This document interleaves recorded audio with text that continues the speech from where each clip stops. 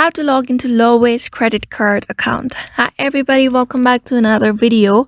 In this video we're gonna talk about how we can log into the Lowe's credit card account. So without any further delay, let's begin with the video. But before beginning, I want you to make sure to hit that like, share and subscribe icon. First thing first, you may just open up your laptop or your mobile device. After that, open up your browser. After opening up your browser, you just need to type in loweways.com, and there you go. You'll be able to see this kind of interface on your screen. So in order to log in into your account, what you can do is simply tap on this person icon at the top right.